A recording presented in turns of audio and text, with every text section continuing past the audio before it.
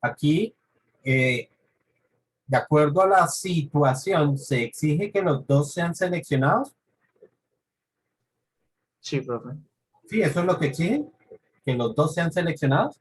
No, de que alguno. Y aquí dice que algunos, no que los dos, ¿cierto? Entonces, significa que nosotros podemos proponer esta, estas condiciones como que Camilo sea seleccionado o el amigo sea seleccionado, ¿cierto? Entonces, aquí estamos uniendo con el, digamos que con la palabrita o. Eso ya lo hace entonces. eh, Aquí dentro del enunciado, lo estamos diciendo de dónde salen Camilo y su amigo, ¿no?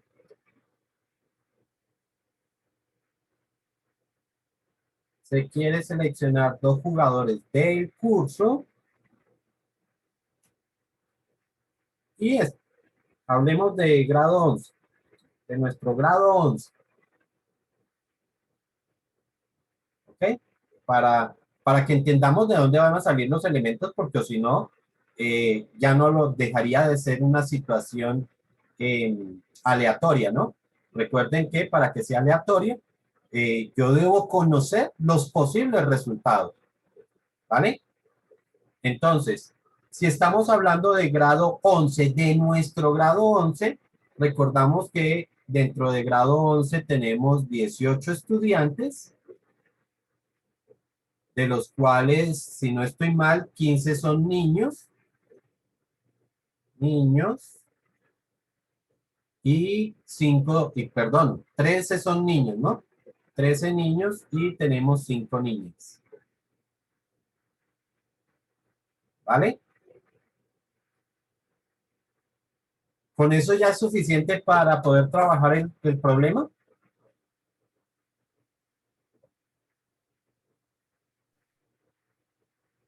Creo que sí. Pues resulta que no, porque de acuerdo a esa definición, podría ser que ese equipo de fútbol, este equipo de fútbol, pueda ser mixto o pueda ser de solo niños, ¿sí? No tendría sentido decir que es femenino, pues porque lógicamente eh, no sería, ninguno de los dos podría ser seleccionado, ¿no? Si es que acaso es un equipo femenino. En este caso, puede darse de que el equipo sea masculino o de que sea mixto. Y ese tipo de situaciones deben definirse claramente. ¿Ok? Por eso cuando yo les hablaba a ustedes de que el espacio muestral, cuando vimos las primeras definiciones, yo les dije a ustedes, el espacio muestral tiene que definirse claramente en cantidades y en características. ¿Ok? Por eso yo tengo que definir también en este ejercicio qué tipo de equipo de fútbol se va a plantear. ¿Listo? Entonces, eso significa que aquí tengo todavía que definir un poquito más cómo va a quedar ese espacio muestral. Sencillamente vamos a hablar del equipo de fútbol masculino. ¿Ok? De esa forma, entonces ya yo sé que mi espacio muestral no son los 18 estudiantes, sino son los 13 niños que tenemos. ¿Ok? De esa forma es que vamos a poderlo definir. ¿Está claro hasta ahí, chicos? Sí, profe. Ok. Volvemos entonces al primer análisis que hacíamos y es si la situación es mutuamente excluyente. ¿Será que sí? ¿Será que no? No. No, No es mutuamente excluyente. ¿Por qué no es mutuamente excluyente? porque ambos pueden pertenecer al equipo. Claro, ambos pueden ser seleccionados, por lo tanto, no es mutuamente excluyente. ¿Qué me queda? ¿Dependiente o independiente? Cuando se seleccione al primero, ¿El espacio muestral cambia o no cambia? Cambia. Bien. Ok, cambia. Y aquí hay algo que tenemos que tener en cuenta. Ojo con esto. Cuando yo hable, o mejor, cuando se dé la primer condición, es posible que Camilo sea seleccionado o el amigo sea seleccionado. Ojo, porque aquí esto quedó incompleto, chicos. Esto hasta ahora todavía mejor está incompleto. ¿Qué quiero decir? Que cuando se hace la primer selección, ¿es obligatorio que sea solamente Camilo o es posible que alguno de los dos sea seleccionado? Me refiero a esto. ¿Qué tal si en la primer selección a quien se escoge es al amigo? Eso podría cumplir la probabilidad que se está presentando. Sí, ¿no? Claro que sí. Y es posible que en la segunda selección se escoja a Camilo. Sí. También. Sí. Entonces, ojo, porque aquí nos quedó incompleto esto. Entonces, aquí tengo que hablar es de condición A, que el primer seleccionado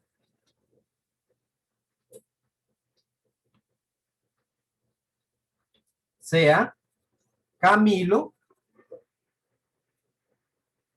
Camilo, extendamos esto por aquí para que lo podamos ver, que el primer seleccionado sea Camilo o el amigo.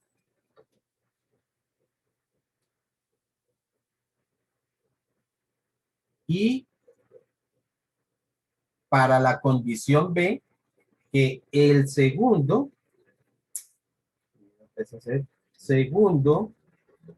seleccionado sea Camilo o el amigo.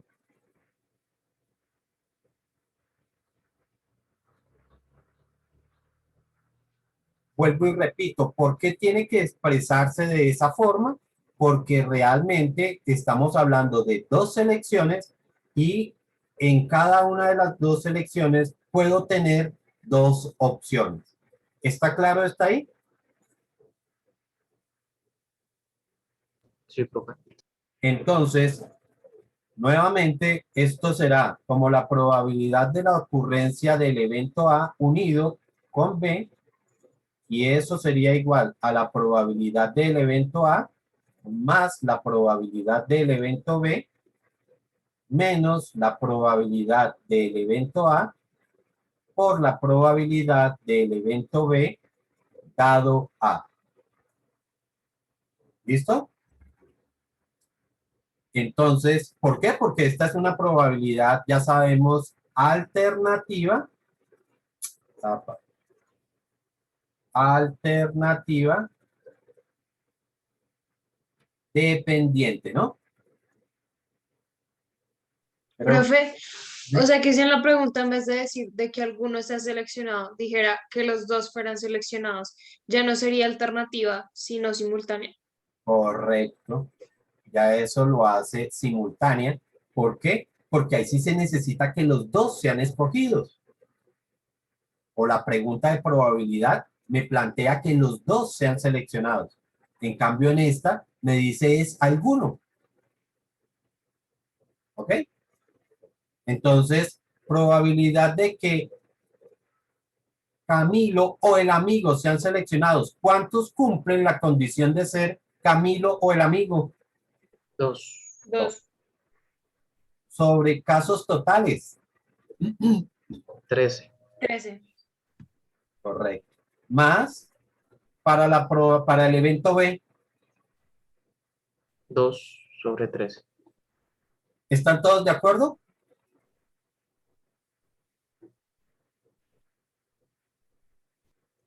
No, ¿Por qué no? por- Que pues si ya se escogió uno. Ok, aquí es donde quiero que tengan en cuenta.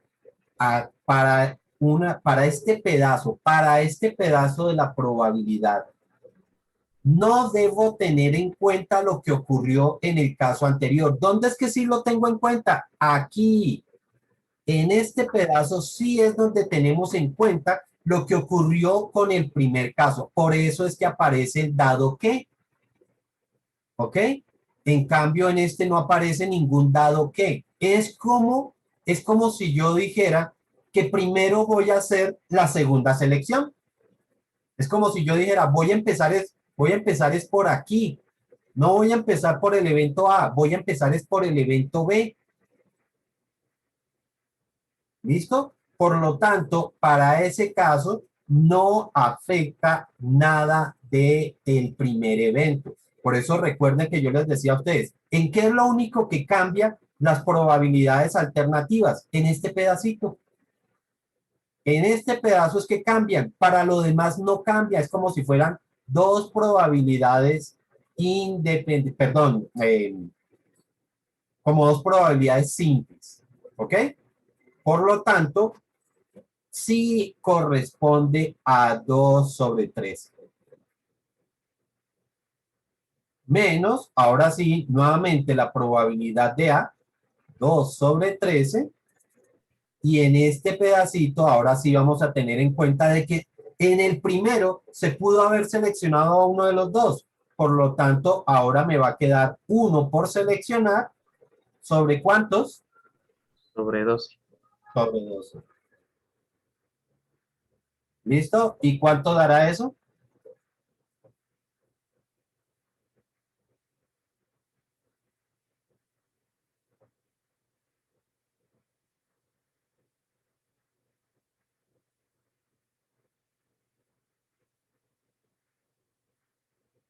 0.29.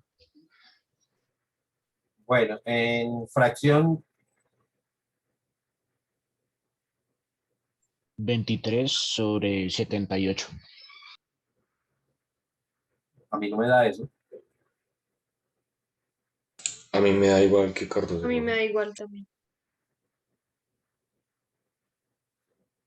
A ver, 2 sobre 13 serían 14 sobre 13 menos. Ah, ya, porque yo escribí aquí 2 y es un 1.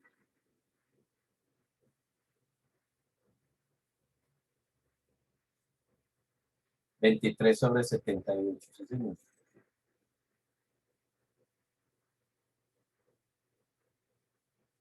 Y en decimales, entonces sería punto 29, ¿no?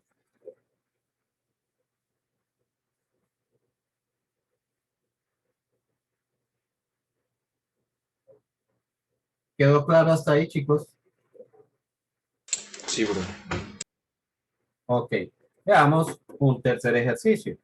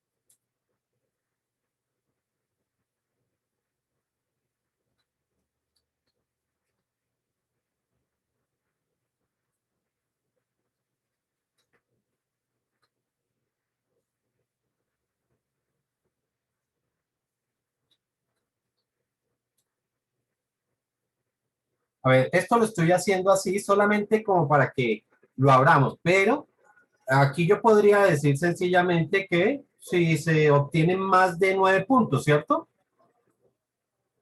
Esto lo puedo resumir si digo que se obtienen más de 9 puntos. Profe, ¿no sería 9 puntos o más? Porque ahí también se contempla la opción de 9. 9 puntos o más. 9 puntos o más. Tienes razón. ¿Listo? Para poderlo resumir. Pero, pues digamos que para que más o menos vayamos teniéndolo en cuenta, además que esta situación la quiero proponer para que ustedes vean otra forma en la que uno puede determinar un espacio muestral. ¿Listo?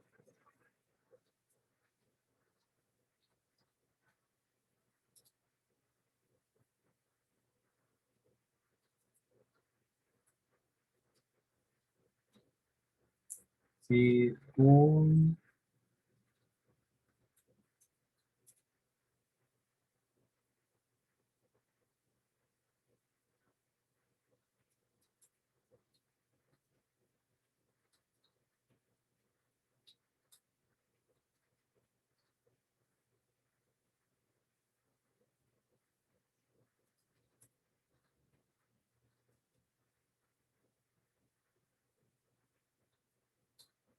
ya les hago un gráfico para que vean esto, porque este tablero no es como el convencional que ustedes conocen. ¿No?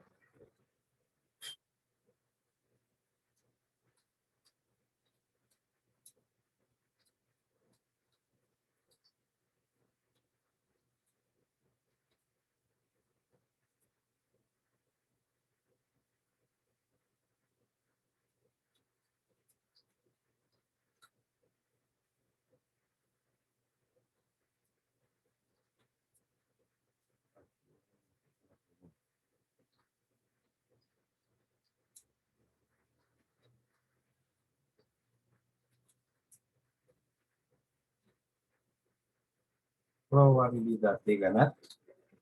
A ver, el tablero que nos presentan, pues no es un tablero, como les decía, convencional, sino que es un tablero que va a tener esta forma.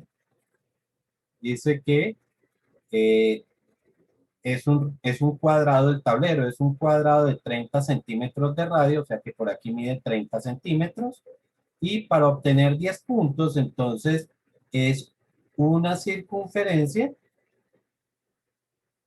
de 3 centímetros de radio. Cuando uno cae sobre esa circunferencia, eh, obtiene los 10 puntos, y en otra circunferencia de 5 centímetros de radio,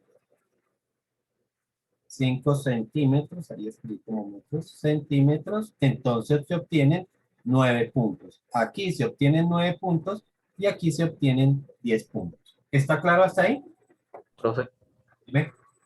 si estuviera uno sobre el otro en el texto, debería decir que son concéntricos. Sí, efectivamente. ¿Está claro? Entonces, sí, si el que lanza el dado cae aquí, entonces obtiene 10 puntos. Si cae aquí, obtiene 9 puntos. ¿Vale? Entonces, ¿cuáles serían las dos condiciones?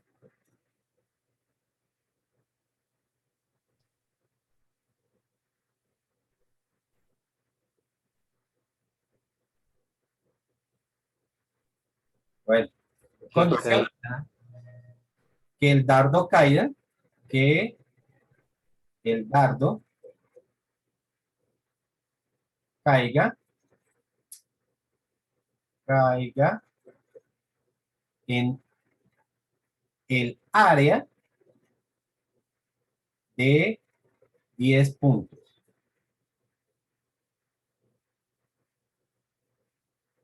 Opción B, que el dardo, que el dardo caiga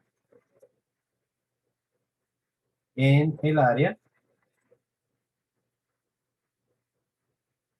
de 9 puntos. ¿Está claro?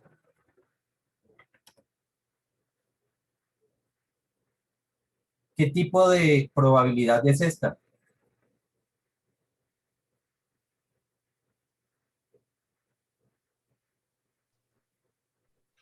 podría ser mutuamente excluyente.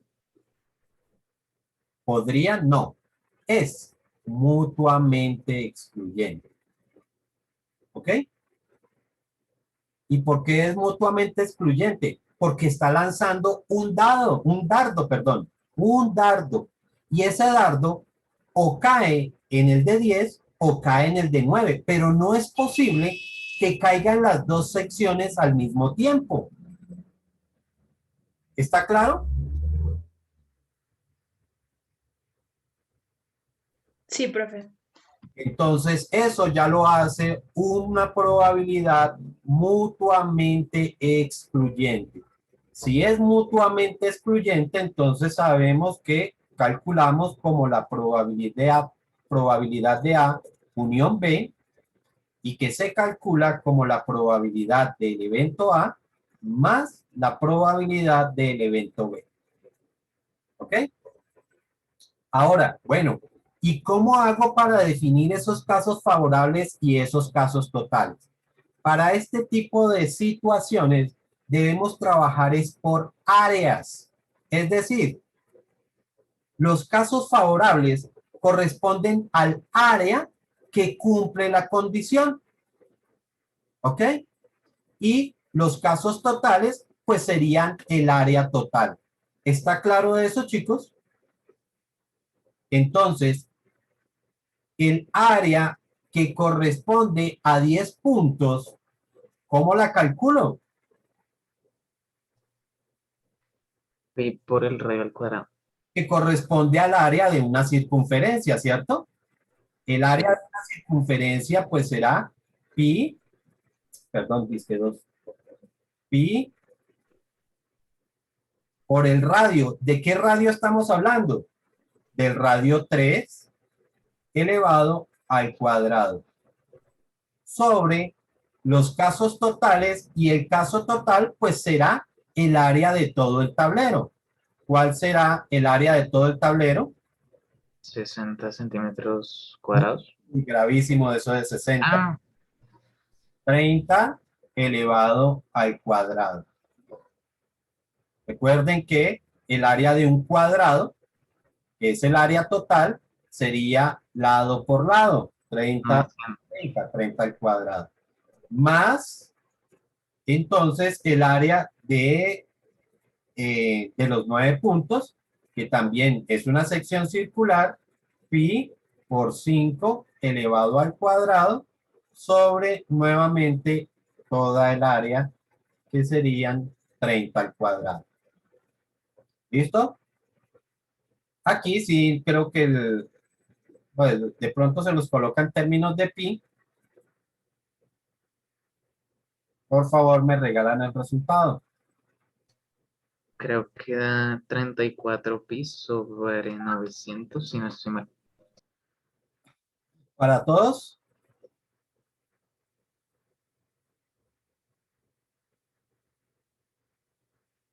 Chicos, para todos.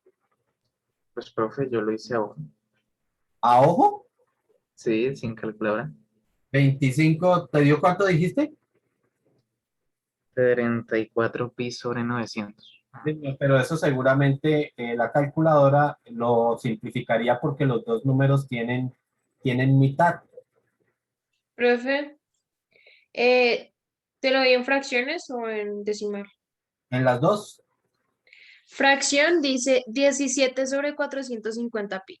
correcto. 17 pi sobre 450. Y en decimales, Dice 0,11, pero después del 11 hay un 86.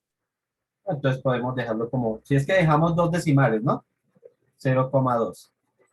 Ustedes tendrán que ver si cuando se les coloca una evaluación, las opciones de respuesta aparecen con 2 o 3 o 4 decimales. Entonces, por eso es que, por favor, no se pongan a calcular esto por pedacitos. Esto por pedacitos no se pongan a calcularlo porque no les va a dar. ¿Sí? Tengan en cuenta que esto le generaría unos decimales, por aquí le generaron otros decimales, ustedes tienden a redondear y redondear, y entonces cuando van a dar el resultado final, aparecen variaciones. ¿Ok? Entonces, hagan el cálculo de la operación de fracciones y al final sí redondean. Listo. ¿Están claras las tres casos de probabilidades alternativas? ¿Cómo Pro- identificamos cada uno de los casos? Sí, señor. Ok, Profe, dime. yo tengo una pregunta. Si fueran los radios fueran, o sea, los círculos fueran concéntricos, como uno abarca el área del otro, ahí sí cambiaría. Efectivamente. Resulta que para esas áreas bastaría con colocar el área de 9, ¿sí? Porque el área de 10 está incluida dentro del área de 9. ¿Sí estamos? Sí, profe, gracias. Ok. Bueno, como les decía, pues vamos a ejercitar más después, pero ahorita lo que me interesa es, bueno, ¿y qué pasa cuando hay tres eventos? Es decir, cuando basta con que uno de tres eventos se pueda cumplir. Entonces, ¿cómo se va a cambiar la formulita? La fórmula empieza a volverse, en la anterior con dos eventos habían, digamos que tres pedazos, ¿cierto? Básicamente habían tres pedazos, que era la probabilidad, si yo hacía probabilidad de A unión B, es decir, aquí solamente tenía en cuenta dos posibles eventos, entonces aquí era la probabilidad de A más la probabilidad de B menos la probabilidad simultánea, ¿cierto? Y habíamos dicho que realmente lo que cambia es este pedacito, ¿ok? ¿Qué pasa cuando tengamos tres eventos? Probabilidad de A, unión B, unión C. Entonces, la cosa se va a empezar a extender más. Esto se calcularía mejor como la probabilidad de A más la probabilidad de B más la probabilidad de C. Probabilidad de C. Menos la probabilidad de las parejas que se puedan presentar.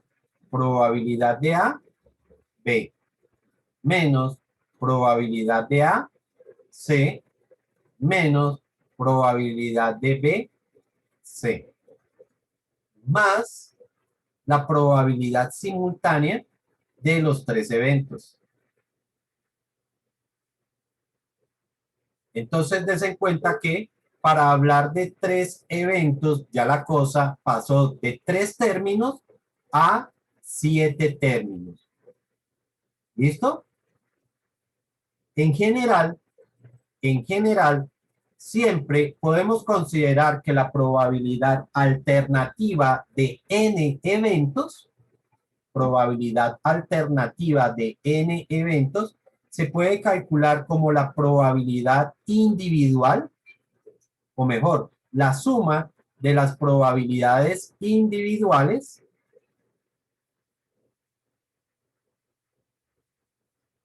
menos la suma de las probabilidades por parejas,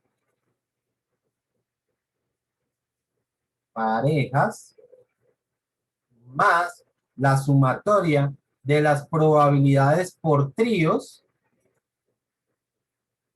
menos la sumatoria de las probabilidades por cuartetos,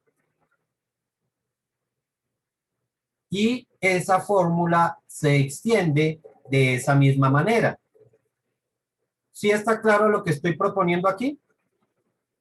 Y No, eso va de acuerdo a la cantidad de condiciones, ¿sí? O sea, si tengo tres condiciones, llega solamente hasta sumatoria de las probabilidades por tríos, ¿sí? Efectivamente, porque solamente puedo hacer un trío, ¿sí?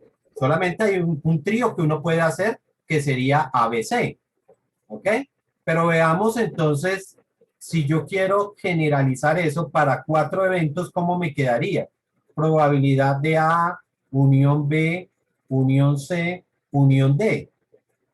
Entonces tendríamos primero las individuales, que sería probabilidad de A. Bueno, voy a escribir solamente la letra A para no escribir tanto, ¿vale? Entonces tendría probabilidad de A más La probabilidad de B más la probabilidad de C más la probabilidad de D. Luego tendría que venir con restas de parejas. ¿Qué parejas puedo hacer? A con B. Puedo hacer la pareja A con C. Puedo hacer la pareja A con D.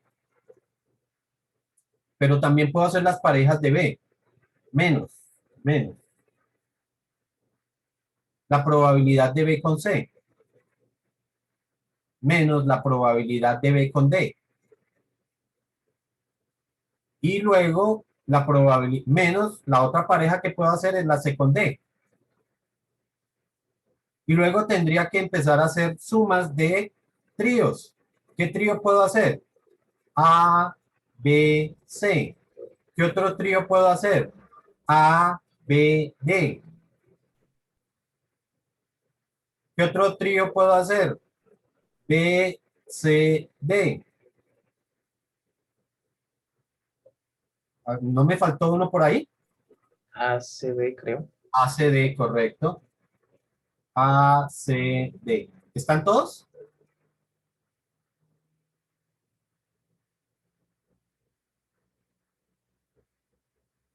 Sí. En el primero saqué a D, en el segundo saqué a C, en el tercero saqué A y en el último saqué fue a B. Ahí están. Listo. Y luego me dice menos los cuartetos y el único cuarteto que puedo hacer es precisamente A, B, C, D.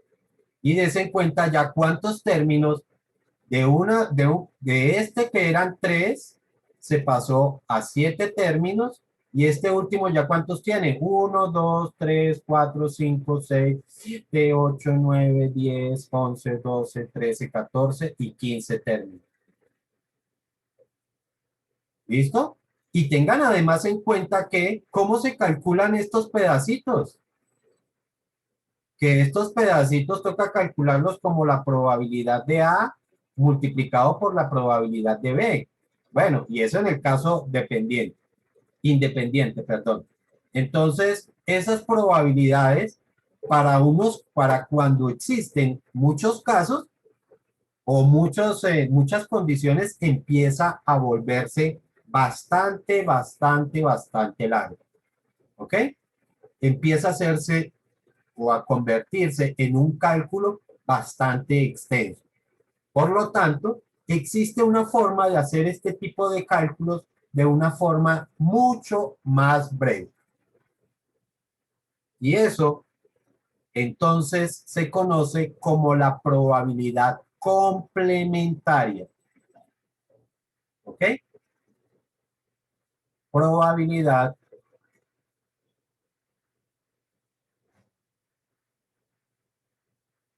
complementaria.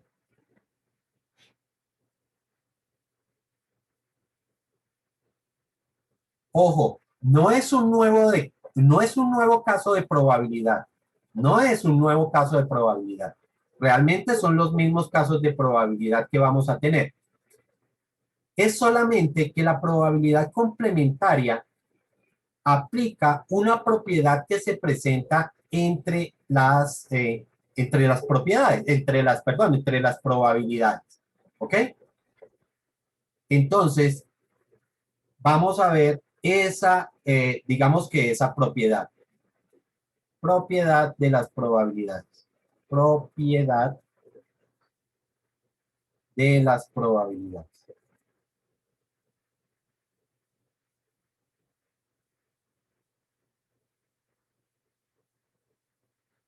Esta propiedad lo que me dice es la sumatoria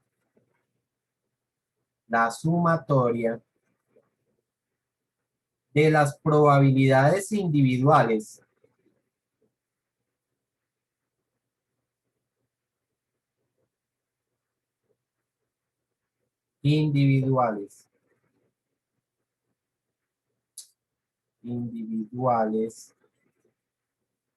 de los eventos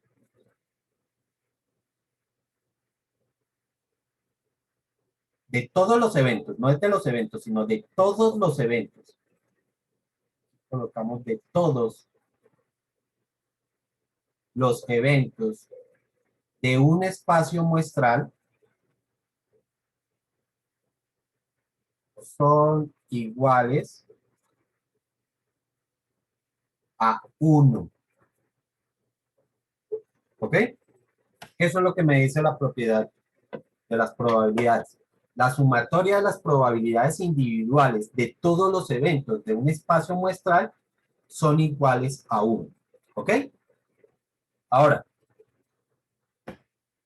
digamos que tengo un espacio muestral. ¿Qué significa esto? ¿Y cómo se debe interpretar? Nosotros tenemos un espacio muestral, digamos el caso del dado, que tiene los valores 1, 2, 3, 4, 5 y 6, ¿cierto? Ese espacio muestral, recuerden que yo lo puedo clasificar por cada uno de los números o por características que tengan esos números, ¿ok? Porque cuando nosotros hablamos del espacio muestral, recuerden que yo les dije a ustedes, el espacio muestral debe estar claramente definido en cantidades y en características, ¿ok? O sea que ese espacio muestral yo lo puedo definir precisamente de esa forma. Lo puedo definir como uno a uno de los elementos o características que tienen esos elementos. Si yo lo defino por las unidades, puedo definir sencillamente que tiene los elementos 1, 2, 3, 4, 5 y 6, ¿cierto? Esos son los elementos de ese espacio muestral. Pero por características, yo lo puedo definir de varias formas. Una, que tiene números pares y que tiene números impares. Lo puedo definir también como características que tiene números mayores a 3 y menores que 2. Y aquí tengo otra forma de definir ese mismo espacio muestral. ¿Está claro eso, cómo lo estoy definiendo? Perdón, mayores, porque aquí que me falta incluir el 3, como si tengo ya en un grupo mayores que 3, entonces en el otro tendría que decir menores o iguales a 3, ¿cierto? Menores o iguales a 3. ¿Está claro 3 formas de haber definido ese espacio muestral? ¿O hay alguna pregunta hasta ahí?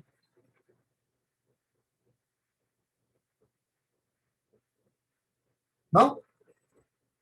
Listo. Entonces, ¿qué significa? Que la probabilidad que nosotros acabamos, o mejor, esta propiedad que acabamos de escribir, lo que me dice es que la probabilidad de que caiga 1 más la probabilidad de que caiga 2 más la probabilidad de que caiga 3 más